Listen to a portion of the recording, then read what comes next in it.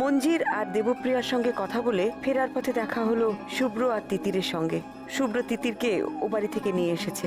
তিতিরের কাছে জানলাম সে রাতে কবি মাধুরীকে সরাসরি দোষারোপ করেছিল দুর্ঘটনার ব্যাপারে। বাড়ি ফিরছি আবার ফোন দীপার বন্ধু মঞ্জিরের।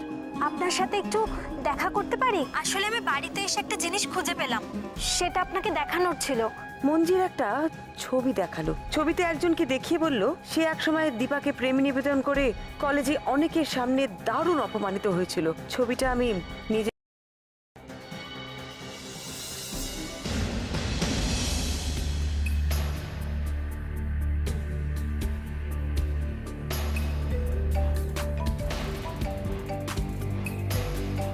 দিদিভাই, তোর ফোনটা বাজছে তো?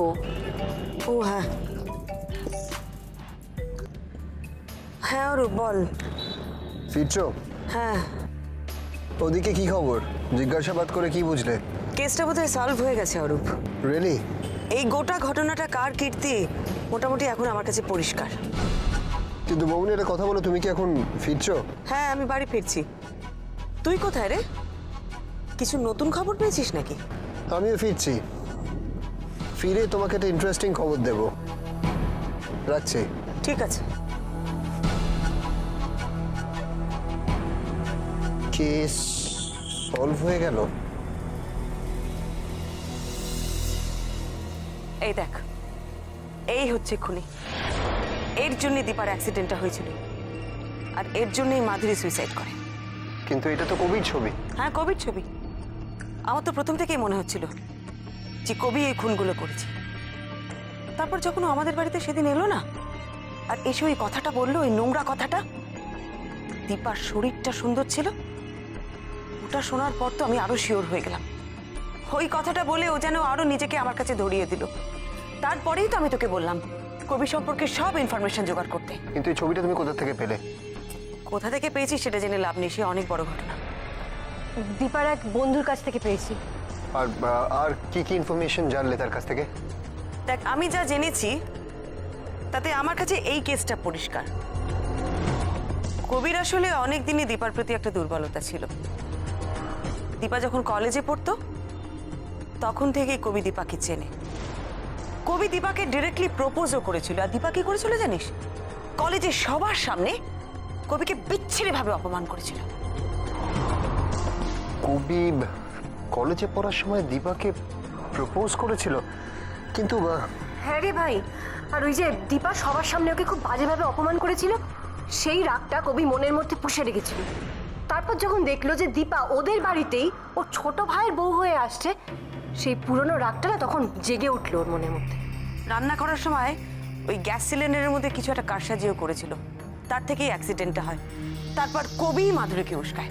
এক মিনিট বৌমনি, এটা এটা কি করে সম্ভব? কেন সম্ভব নয়? কেন মানে কবি দীপাকে আগের থেকে চিনতো, সেইটা কি করে সম্ভব? আরে ওদের আলাপ হয়েছিল একটা কমন পার্টিতে। দীপার বন্ধুর দাদার বন্ধু ছিল কবি। আলাপ থাকতে পারে না বৌমনি। কেন, আমার কাছে যে ইনফরমেশনটা আছে সেটা একদম আলাদা। কবি কলকাতায় পোস্টেড হয়েছে বছর 2 আগে। আর তুমি যে সময়টার কথা বলছো সেই সময় কবি এখানে ছিল না। ইভেন কবির ফ্যামিলিও রিসেন্টলি কলকাতায় শিফট করেছে। কবি মাত্র 2 বছর হলো কলকাতায় এসেছে। তুই তুই ঠিক জানিস? একদম। এটা কি করে হয়? তুমি কবির ব্যাপারে আমাকে ইনফরমেশন কালেক্ট করতে বলেছিলে। সবার কবির ব্যাপারে রেসপন্স কিন্তু খুব পজিটিভ। কিরকম? দেখ, কেউ কিন্তু ওর ব্যাপারে একটাও নেগেটিভ কথা বলেনি। ওনাকে খুব ভালো ছেলে, ভালো স্টুডেন্ট লাইফে পড়াশোনার বাইরে ওর কোনো দিকে মন ছিল না। দেখো, এমনকি এখনো ক্যারিয়ারটা, ধ্যান জ্ঞান সবকিছু। আর বিয়ে করেনি কেন? দেখো, সবাই বলছে যে কাজের মধ্যে এমন ডুবে থাকে যে বিয়ে করার কথা মাথায় আসেনি নাকি।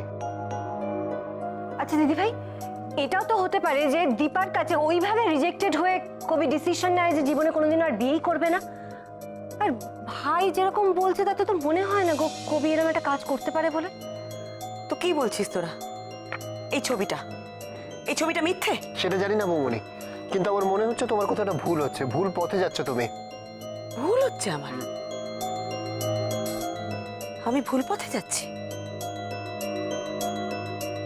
আমাকে সান্নাল বাড়ি যেতে হবে। তুমি আবারও বাড়িতে যাবে? ঢুকতে না দিলে? তুমি ভুলে গেছো দিদিভাই, ববি তোমাকে এই শ্মশানে কিভাবে শাসালো, মনে নেই তোমার? মনে আছে, কিন্তু কিছু করার নেই। এভাবে দূর থেকে কিচ্ছু করা যাবে না। আমাকে ওদের বাড়িতে যেতে হবে, ওদের সাথে কথা বলতে হবে। কাল সকালে আমি ওদের বাড়িতে যাব, দেখি কি হয়।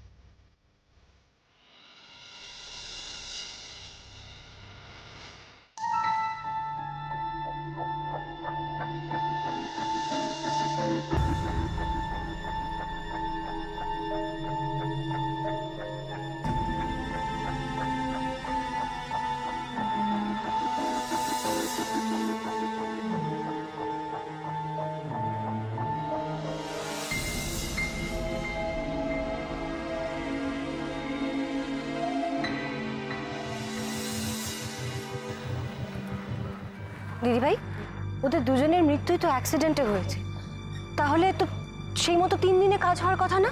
হ্যাঁ, আজই তো 3 দিন। তবে না আজ কাজ ওদের বাড়িতে? হ্যাঁ। আর এখন আমরা যাচ্ছি, সিচুয়েশনটা আরো খারাপ হয়ে যাবে না আমরা গেলে? ওসব ভাবার সময় আমার নেই, আমার কোনো উপায় নেই, আমায় যেতেই হবে, আমি নিরুপায় নন্দা। আচ্ছা, কি জিজ্ঞেস করবে ভেবে নিয়েছো?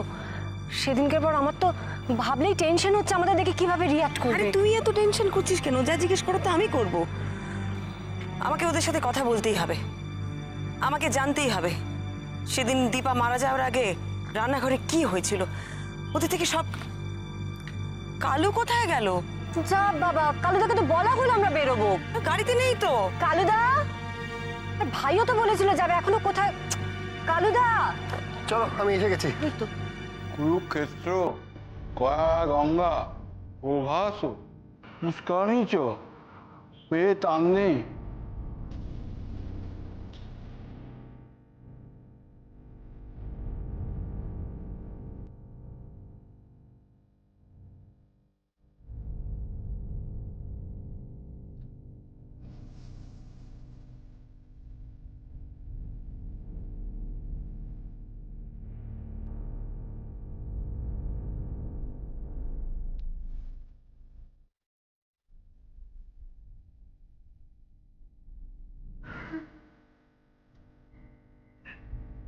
আমি কি এমন মহাপাপ করেছিলাম গুরুদেব যে আমাকে এমন শাস্তি পেতে হচ্ছে?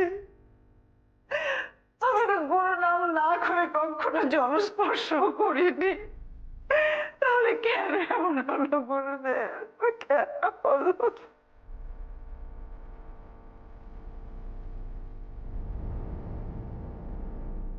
আমি এত করে বললাম দিদির প্রিয়াকে, তবু সে তার পুত্রবধূকে আটকাতে পারলে না।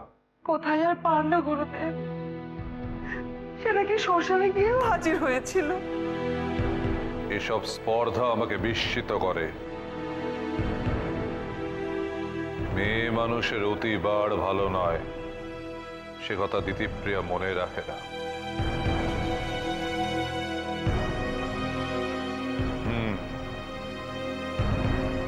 আপনি দয়া করে ওকে ডেকে সামনাসামনি বলুন গুরুদেব।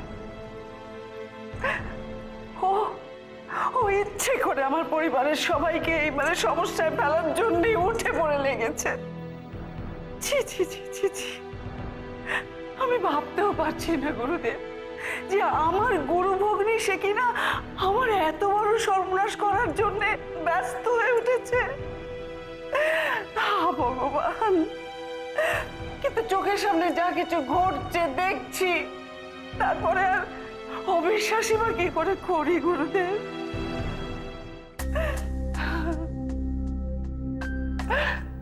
কেন যে পেয়া এরকম করছে আমার সঙ্গে আমি বুঝতেও পারছি না গুরুদেব।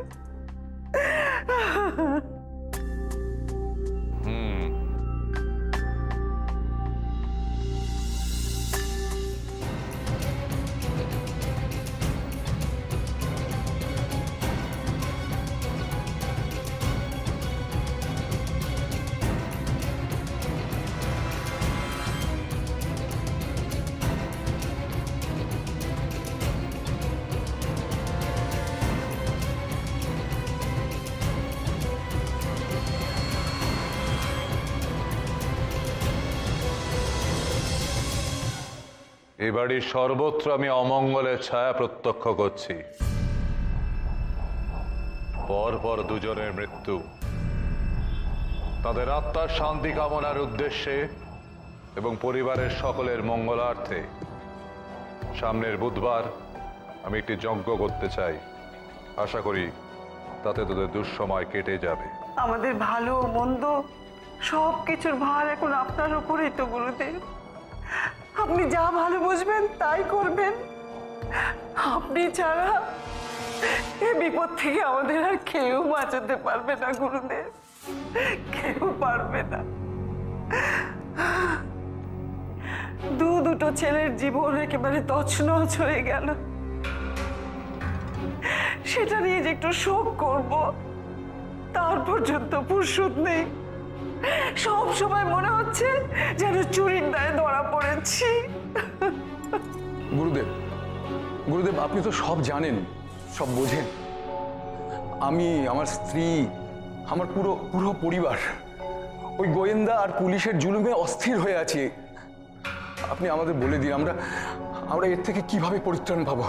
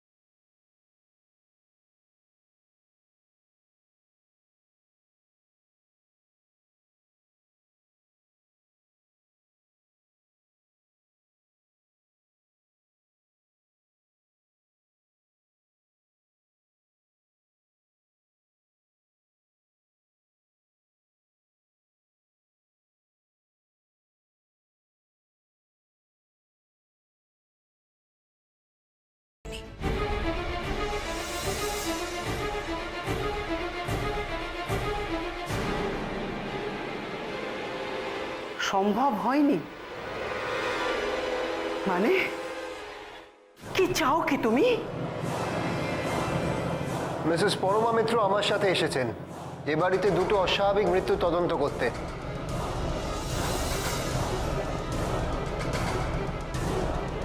না মানে কি, পুলিশ নিয়ে আসলে এ বাড়িতে যখন তখন তদন্ত করা যাবে? হ্যাঁ, আর পুলিশ তো আগে একবার এসে ইনভেস্টিগেট করে গেছে, নতুন করে তুমি কি করতে চাইছো? আমার তদন্তের কাজ, আর সেটা তো এখনো শেষ হয়নি। পরমাবদীপ, আমি তোমার কাছে গেছিলাম একটা রিকোয়েস্ট নিয়ে। আমি বলেছিলাম যে যাতে তুমি এই বাড়িতে আর না আসো। আমি মানে অন্তত বাবা মার দিক থেকে একটু ভাবো। আমি এখানে এসেছি সত্যিটা বের করতে, আর সেই সত্যিটা বের করার কাজে তোমাদের এত কেন অসুবিধে হচ্ছে সেটা তো আমি বুঝতে পারছি না। দীপার বাবা মা এবং মাধুরীর দাদা এরা সকলেই চান এই মেয়ে দুটির মৃত্যুর আসল কারণ খুঁজে বার করতে।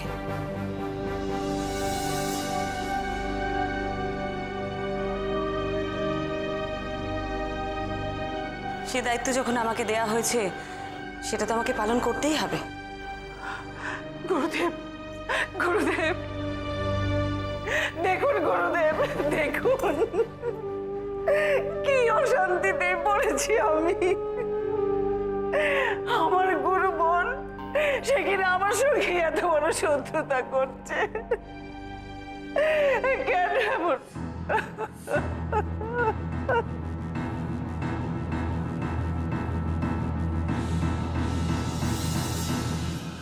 তুমি বোধ করি দিতিপ্রিয়ার সেই পুত্রবধূ।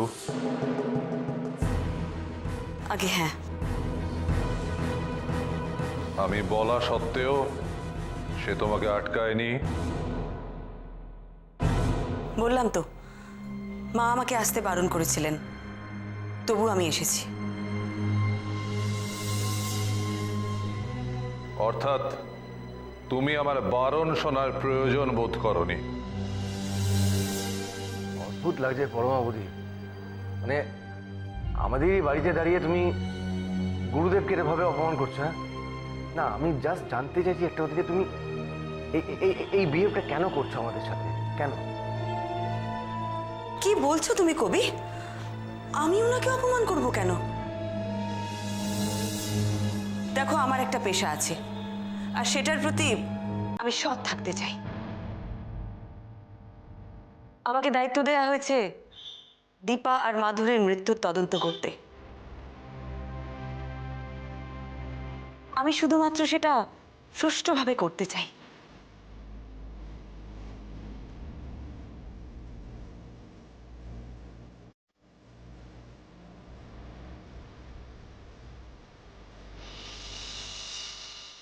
হ্যাঁ ঠিক আছে, তুমি তোমার কাজ করতে করো, কিন্তু আমরা কিন্তু তোমার সঙ্গে কোঅপারেট করার জন্য বাধ্য নই। আপনারা বাধ্য। এই বাড়িতে দুটো অস্বাভাবিক মৃত্যু হয়েছে। আমরা মিসেস মিত্রর কাছ থেকে হেল্প চেয়েছি, আর সেই স্বার্থে উনি এখানে ইনভেস্টিগেশন চালাবেন। দেখুন অফিসার, আপনাদের পোস্টমর্টেম রিপোর্ট বলছে যে মাধুরী বা দীপার মৃত্যুটা একেবারেই সন্দেহজনক নয়। তাহলে এটা নিয়ে কেন আপনারা আননেসেসারি? আপনি মাথা ঘামাবেন না, সেটা আমাদেরকেই বুঝতে দিন শুভেন্দুবাবু।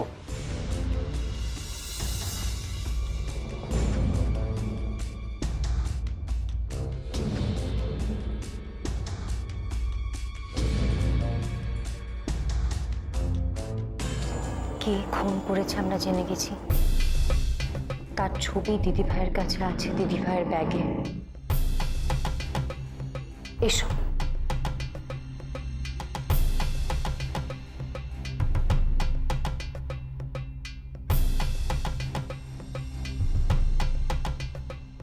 রক্ষা করুন গুরুদেব, রক্ষা করুন। এই বিপর্যয়ের হাত থেকে আমার সংসারটাকে আপনি বাঁচান গুরুদেব, বাঁচান। আমার ভাবতে খারাপ লাগছে। আমার বাড়িতে এরকম একটা পরিস্থিতি গুরুদেব, আমি জাস্ট ভাবতে পারছি না। শান্ত হও, উদ্বিগ্ন হও না।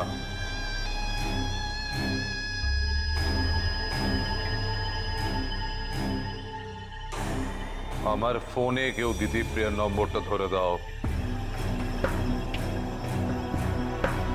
আমি তার সঙ্গে আবার কথা বলতে চাই।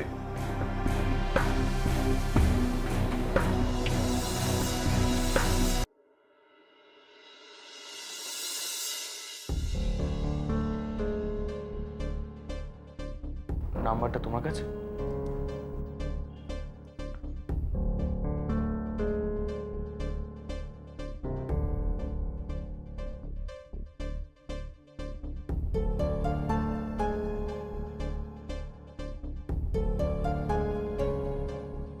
অরূপ, আমি একটু নিচে যাচ্ছি।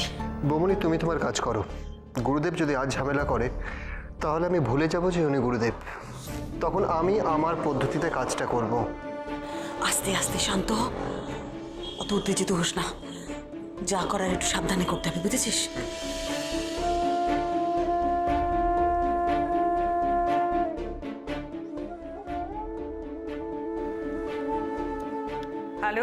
জয় মা ভবানী। গুরুদেব, আহ, আর কেন এই গুরু সম্ভাষণ?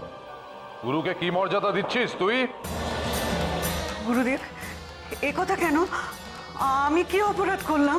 আমি তোকে সামান্য একটা আদেশ করেছিলাম, তুই সেটা পালন করিসনি। মিথ্যা আশ্বাস দিয়েছিস আমাকে। আমি তোকে বলেছিলাম তোর পুত্রবধূকে আটকে রাখতে,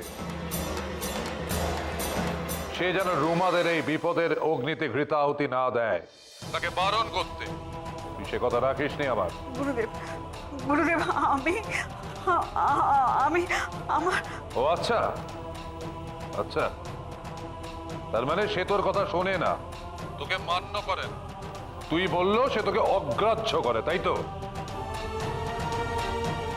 কি বলছো কি বড় বাবুদি? কবি?